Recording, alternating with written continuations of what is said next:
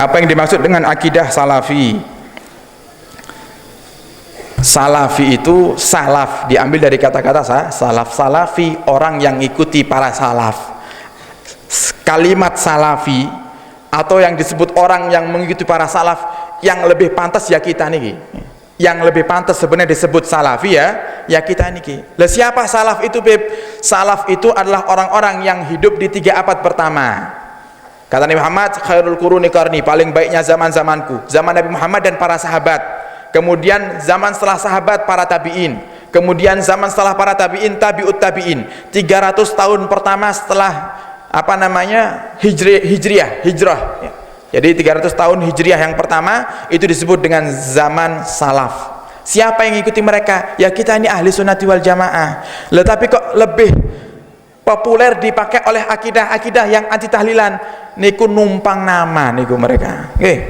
Numpang nama biar banyak yang ngikuti, biar banyak yang ngikuti. Kadang karena tidak laku sehingga pakainya nama-nama yang dipakai oleh ahli sunnati wal jamaah, pakai nama imam madhab kita, pakai nama sahabat-sahabat yang kita agung-agungkan, pakai nama ahli sunnati wal jamaah. Makanya sekarang karena mulai banyak bermunculan orang-orang yang mengaku salafi, mengaku ngikuti para salaf padahal sesat, ngaku ngikuti para sahabat padahal tugas kerjaannya membid'ah-bid'ahkan orang, sedangkan yang dilakukan kadang juga bid'ah, kan aneh gitu. Aneh, geleng-geleng. Cuman orang-orang seperti ini percuma, jenengan hadirkan dalilnya pun tidak bakal berubah kadang. Tidak bakal berubah. Makanya tadi kaidah yang pertama yang kita pakai, kalau baru berpindah ke akidah tersebut, ayo dekati. Mungkin dia masih ragu dengan akidahnya. Tapi kalau sudah lama repot, diingatkan itu repot. Wallahu a'lam bishawab.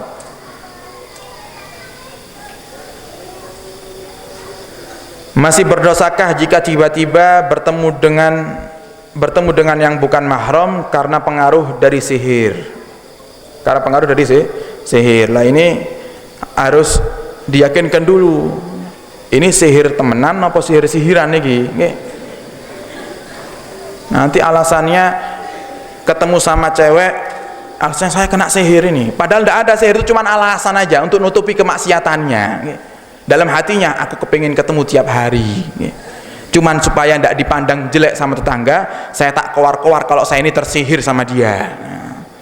Jadi jenengan yang tahu, kamu yang tahu, dengan pertanyaanmu kamu tersihir apa tidak, dan kamu yang bisa membedakan antara tersihir dan tidaknya.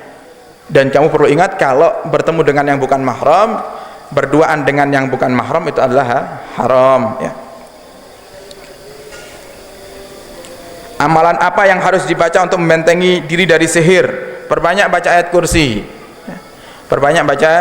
kursi, atau baca surat Al-Falaq dan An-Nas, Al-Mu'awwidhatain. Makanya disebut Al-Mu'awwidhatain, 2 surat yang bisa menjaga kita dari hal-hal yang tidak kita inginkan.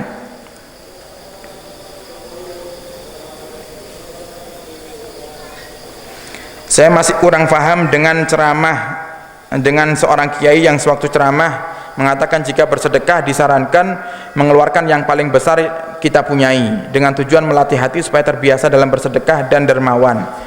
Lama-lama hati akan ikhlas dan ringan dengan sendirinya. Tapi setahu saya dari pesantren bersedekah semampunya dan seikhlasnya. Jadi sedekah itu, kata Allah dalam Al-Quran, lan tanalul birra hatta tunfiqu mimma tuhibbun. Tidak akan mendapatkan suatu kebaikan jika kamu belum bisa mengeluarkan apa yang paling kamu cintai. Apa yang paling kamu cintai. Jadi sedekah itu memang benar, syaratnya sedekah itu harus ikhlas. Makanya kita di Al-Bahjah itu diajarkan oleh Buya Yahya, jangan kowar-kowar mengajak orang untuk berjuang dengan alasan pokoknya berjuang dulu, urusan ikhlas nanti. Jangan. Buya tidak pengen seperti itu. Buya lebih senang masuknya dana infak itu walaupun 1.000 rupiah tapi ikhlas, itu Buya lebih senang. Nah, kita pun juga mengamalkan itu. Kita lebih senang jenengan infak ke pondok ini ikhlas, yang kiranya kalau jenengan keluarkan jenengan ikhlas. Tapi jenengan juga perlu tahu, perlu dilatih supaya hati tidak cinta sama dunia. Sekarang saya tanya, Ada duit 1.000 sama 100.000, jenengan lebih senang yang mana? Ada duit 1.000 sama 100.000, jenengan lebih senang yang mana? 100.000. Kalau jenengan kepingin dicatat sama Allah, oh ini orang, golongan orang yang sudah mencapai derajat maqam albir, maqam kebaikan, maka sesekalilah keluarkan yang merah niku, nggih. Sekali. Yang keluarkannya ikhlas, jangan terpaksa. Eman-eman, orang ikhlas eman-eman. Ini pertanyaannya banyak sekali, saya bingung nih. Jam berapa sekarang? Oh ya, sudah jam 7 lebih. Ya, kita jawab sedikit lagi, nanti sisanya dijawab yang akan datang.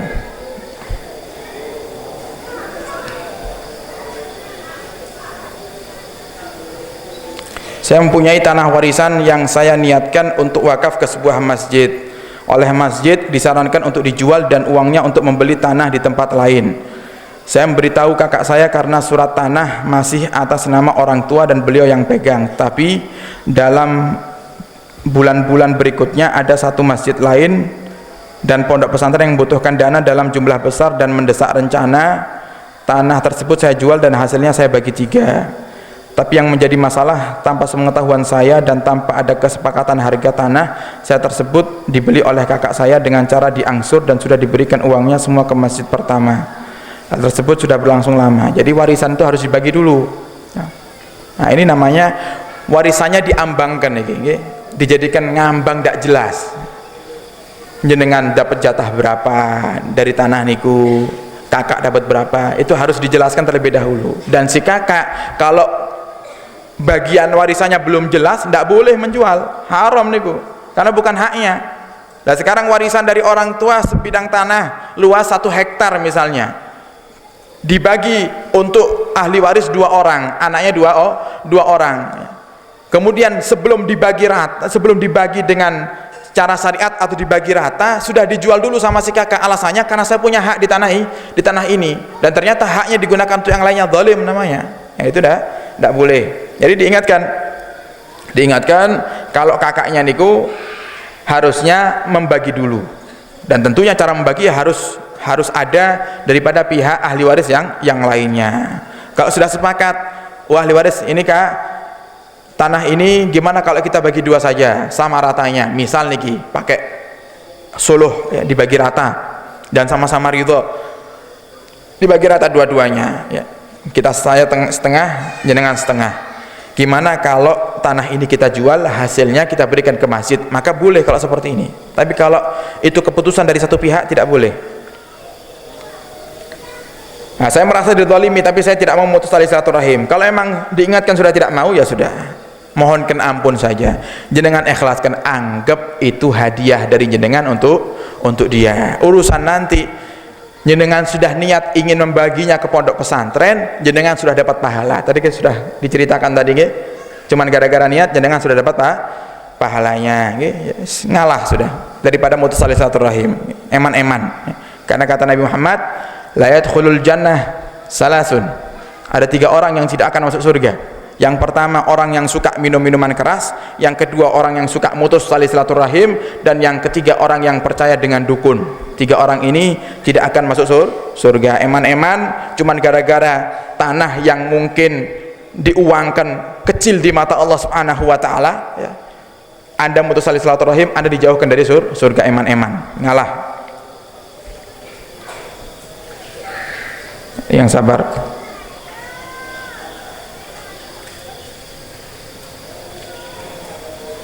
Menunjukkan sikap marah itu di saat-saat situasi dan masalah apa bagi perempuan?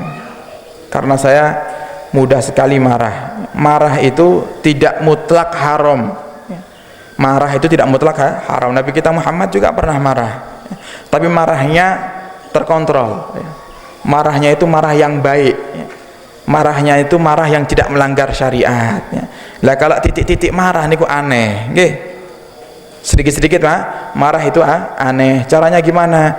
Kalau pas lagi muncul emosi, kok jenengan lagi berdiri, coba duduk nih. Coba duduk. Kok duduk tambah emosi beb nih. Tambah pegel ngelihat wajahnya suami, kudu tak makan rasanya nih. Pergi kamar mandi, ambil wudu. Ambil wudu, masih marah beb ya. sumpek rasanya lihat suami niku ya. Salat. Salat. Karena dengan salat hati akan menjadi tenang. Ala bidzikrillah tatmainnul qulub. Dengan kita berzikir, mengingat Allah, maka hati kita akan tenang.